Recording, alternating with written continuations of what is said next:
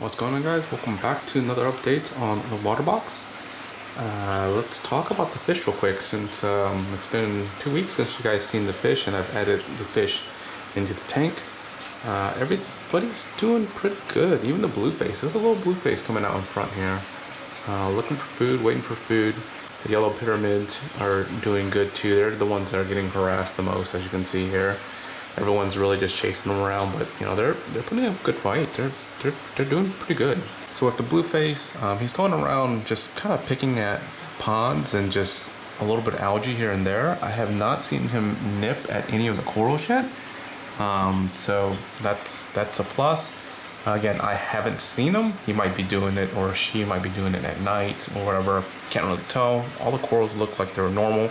There are some minor issues with some corals, and we did get some new corals, so we'll kind of go over that in a little bit. And the gobies in the back here, they're doing pretty good. Got two back there, so those two guys. There's one over here. One of them kind of looks like got beat up from one of them, because I know that two of them are kind of like hanging out with each other, and then the third one is kind of like a third wheel, and it's just kind of getting beat up, or it gets kind of getting, you know, scared off. So kind of like that guy right there. Kind of his side is kind of maybe like been beat up a little bit, so we'll kind of keep an eye on him to make sure that he's doing good and not getting too much harassed from the other two gobies. Well, the bristle-tooth is kind of running in the back here. Let me just see if I can get one. There he is. Bristle-tooth right here, looking a lot more colorful. Loving the tank because the tank has algae everywhere, so running around just kind of eating here and there, so it's looking good. I'm hoping that it beefs up a little bit, but the color for it definitely colored up a lot since, you know, we've added him in, and you know, since the quarantine, you know, he did pretty decently, but color wasn't quite there, so looking a lot better now. All the other fish that's been in the tank already are looking healthy, good. The blue tang, koi, the Regal angel, and of course the clownfish. The clownfish are starting to pick on each other, so I had 4 initially in here. 2 of them were kind of just like pairing off and just doing their own thing. They like to hang under this anemone kind of area here, so I moved some rocks around. I'll show you guys the locations I moved them around. And yeah, so we got the one guy, the 2 guys back there, maybe one guy, I don't know. One guy's getting picked around, just kind of getting chased from one end to the other. Oh, here it is. This is the poor guy that's just kind of alone. But yeah, in terms of livestock, they're doing good. Let's move on and talk about the corals real fast. So these were the existing corals that were all bleach.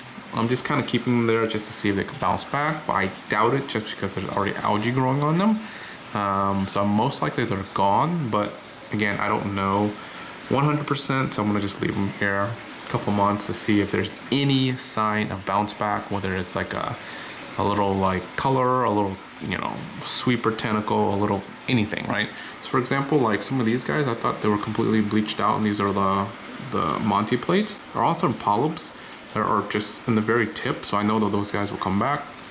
So we'll just kind of leave them there, kind of let them bounce back. Same thing with this guy here. This guy was in the back there. I got bleached from, I believe, too much light at once. So yeah, we'll just kind of leave them on the floor here, let them kind of bounce back very, very slow. The anemones that I had tried, that rock was over in this rock over here. So I had a new coral on that rock. So that rock was over here. I moved it over here so I can kind of get more height. There it is. It's a WWC Digi. It's a grafted Digi. It's a little bit of green, a little bit of red. And then I have a very similar one over here. Yeah, move, little guy. This is the ECC grafted version. I'm just trying to see if there's any difference there in terms of color, but they're pretty close to each other, to be honest. Like, you can't really tell the difference. When I say, like, when I got this guy, red was a lot more darker. Green was like really vivid. When I picked this guy up at the store, again, it was under like kind of like full spectrum, so I couldn't really tell like what the colors were like. But once I put them in this tank, it took a couple of days and it's starting to kind of really look the same in terms of the red under the same, you know, conditions here.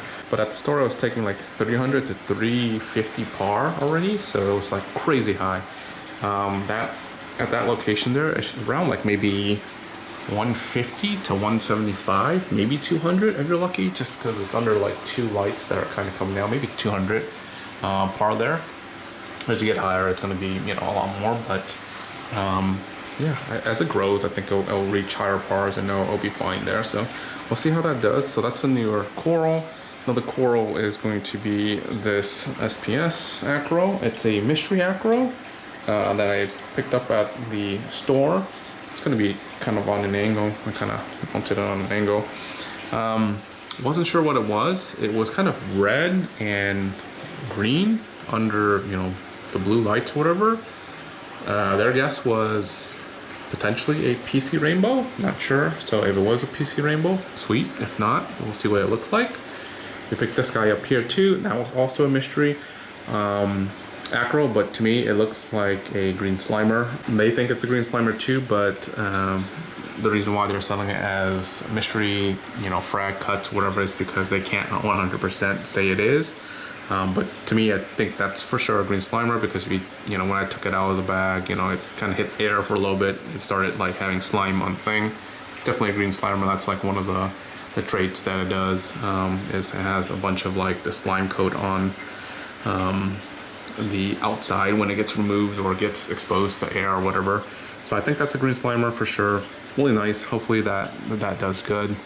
In the tank, again, the tank is just starting to get balanced, and the only reason why I even picked these guys up, because I was going to wait another like 2 months, was because that guy was $10 and that guy was $10, so you can't pass up $10 SPS frags.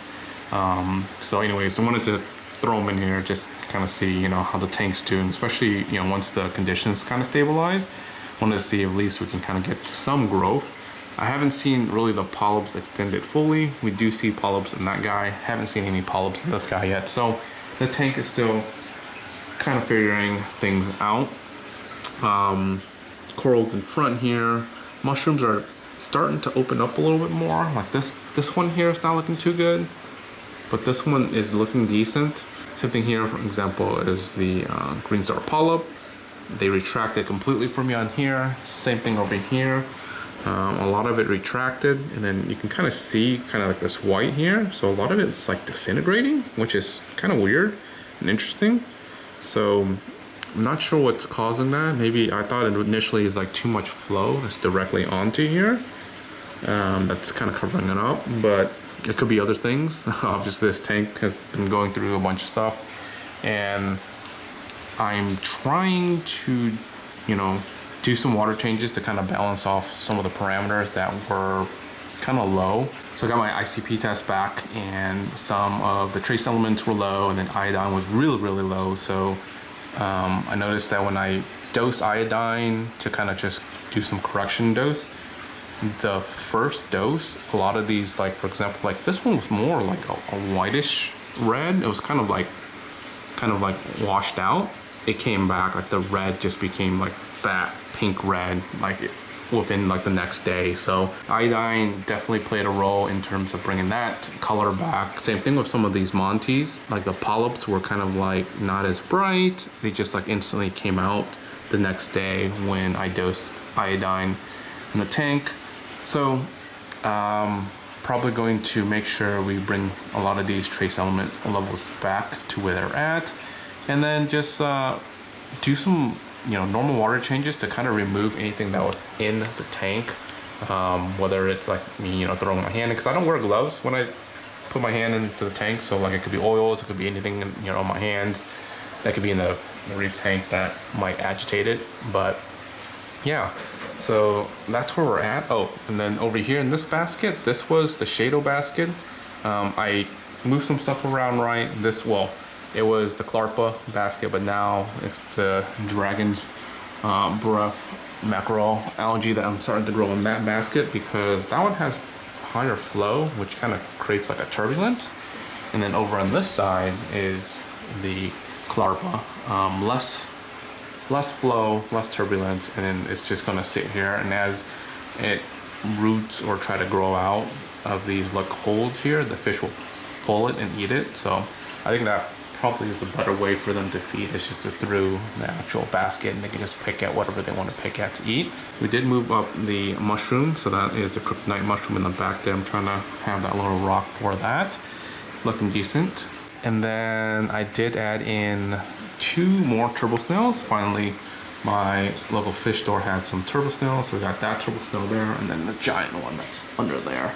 So that's new additions to the tank, and most likely we'll have to add in another batch of snails maybe next month or within a month here, because I'm noticing a lot of, you know, shells that are just empty. A lot of these hermit crabs are picking at them, and some of these fish are kind of attacking the little ones, like, you know, some of these empty ones here and there. So we'll have to do another restock in snails, just kind of make sure that we have, you know, a good amount of snails to kind of control the algae that's on the rocks. You know, we still have snails that are on the rock, they're just munching on the rocks, but again, a lot of dead ones.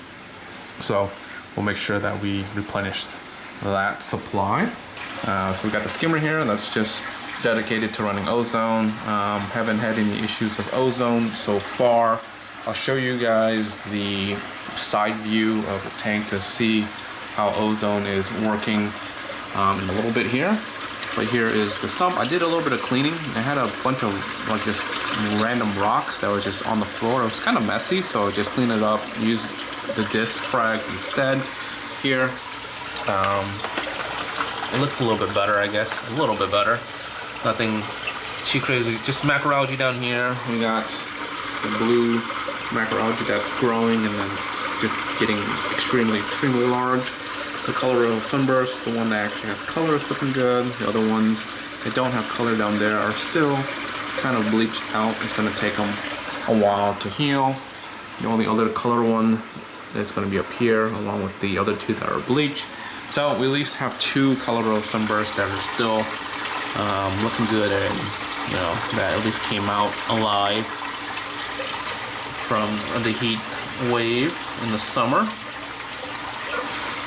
And then over here is the 100% just Shado.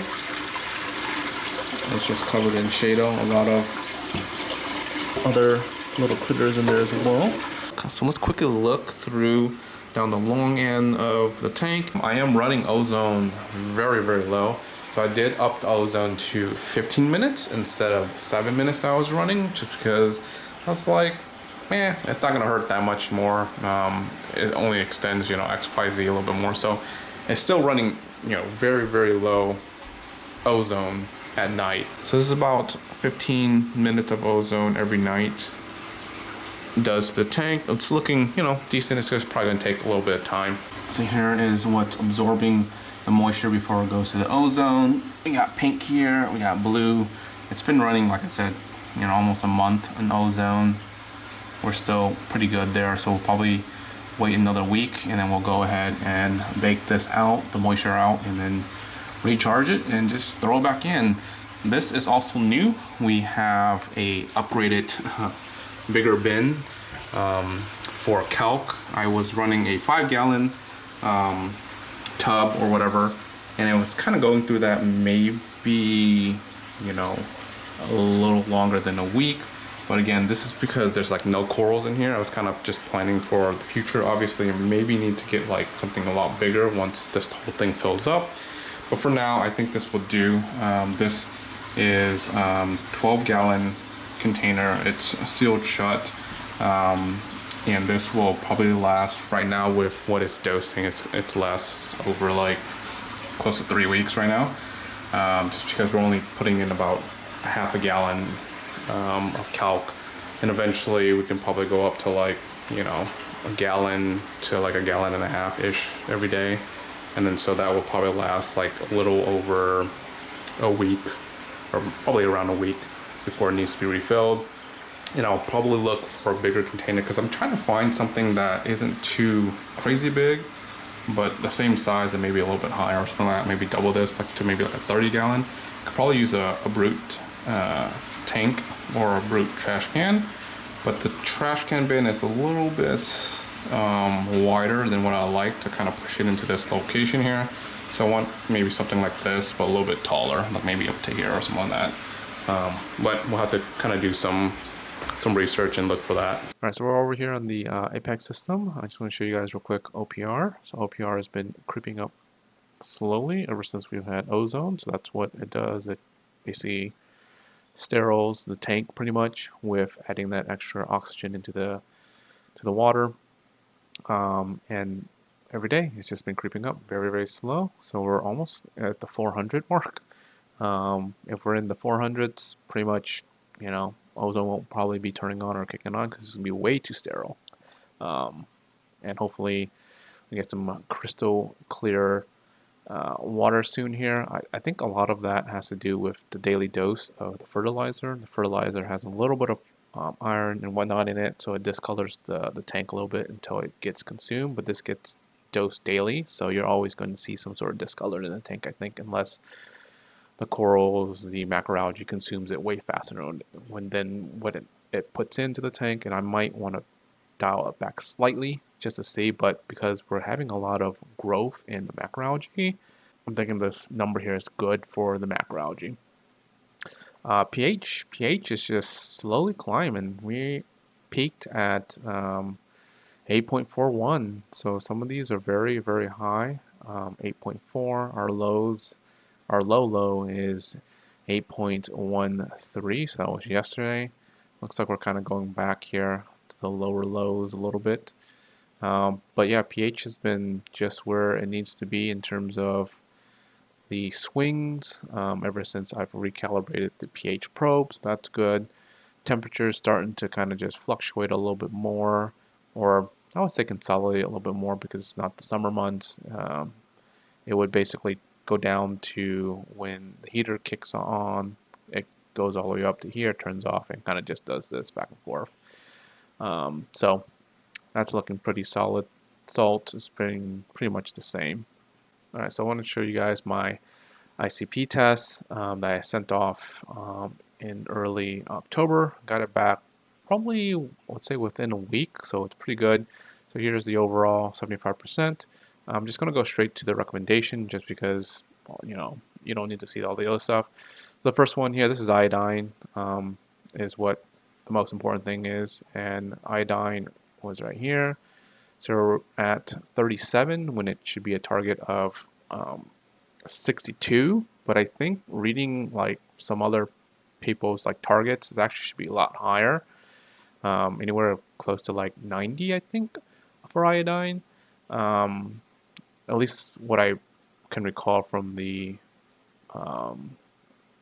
moonshiner, the Reef moonshiner method. They had different targets pretty much for some of these. But here it is. We had some stuff that were high, some stuff that were low. But this is what they recommend me do. So I had already dosed these to retarget. Same thing with the iodine. The iodine, I took this a little bit slower just because, one, they recommended a certain bottle. I have Lugel's bottle, which is more concentrated, so I'm taking it a lot slower. And we'll probably kind of go to a trace, dose every week just to make sure that we kind of replenish everything here. But yeah, so they do recommend like some water changes. So the one thing for me was when I was measuring my nutrients, NO3, it was low. It was always like 0. But again, I'm using an API test kit, which is not the most accurate. And the results back here was when I read it at 0 for API, it was actually at 37 here. So I wasn't doing my normal water changes because I was trying to bring up nutrients in the tank, thinking it was always at 0. Now, it's not at 0. It's actually a little bit higher than what I would like it to be. I was trying to aim at, 15 to 20. Sure, it's at, almost at 40, which is whatever, right? I know that my phosphate is just kind of all over the place. So this measurement to be expected. I think this ties in with each other here. So they recommend it to run GFO. I do have GFO, but I just wanted not to run GFO too much because then I would just kind of be relying on it. But since the tank is a little bit newer, kind of want to have it stable. Threw in some GFO as well. So all the recommendation except for the iodine full dose. I haven't done the full dose. It's partial doses right now. I'm just kind of spreading it across a couple of weeks. And the water changes. So I've only done maybe 10% so far, and they're recommending 20% across 3 weeks. So I don't want too much of a dramatic swing from what it is right now. So I'm just doing very, very slow water changes, and I'll probably continue doing maybe another 10% this week, 10%, 10%. And then maybe I'll just do one large, 20. We'll see kind of what happens with the tank, because I don't want to, shock it by just dropping too much of the nutrients or dropping the phosphates too fast or whatnot. So, we'll see what happens. And then there's, comparing some of these, the one thing that I was really interested in was like how some of these measurements were compared to the apex. And I would have to say that it was pretty close. So I have a tab here that has offsets. I'll do this a little bit easier. What it read out versus what I'm measuring, right? So this is the salinity. The salinity was only off by 0.1, so very, very close. The ALK was off by plus 0.2. So the minus and plus here is whatever my apex is reading is like that value, this delta. So minus this, and this one's add that to this is what the ICP test would come out to be. Same thing with calcium, mag, and then phosphate. Phosphate was very, pretty much dead on, and that was using the henna. And then this is API. The API is just completely just garbage. To be honest, like it's not accurate at all. Like I've just been getting zeros this whole time, and really there is a reading. And then I have targets here where I need to be on the Trident to get the correct target for the ICP test to come out correctly. So even though you're looking at this, you're like calcium at like 370, but it's like 370 plus like 54. So it should be like at 420-ish, a little bit higher than that. So again, I'm just kind of letting things do normally and drop naturally without having to adjust too much. So my 2-part, I've basically taken it down to nothing. Same thing with the only thing I'm really dosing right now is Kalk, and my Kalk is even lower than what it was before. I was close to like 1700 because I was trying to bring things up, thinking that certain values were kind of lower, but looking at ICP tests, I kind of dialed that back a little bit. So I'll probably play with some of these numbers to kind of adjust things here and there, and we'll kind of go from there. All right, so I hope you guys enjoyed this week's update. If you guys aren't subscribed yet, make sure you go subscribe. Like always, till next one, guys. Peace.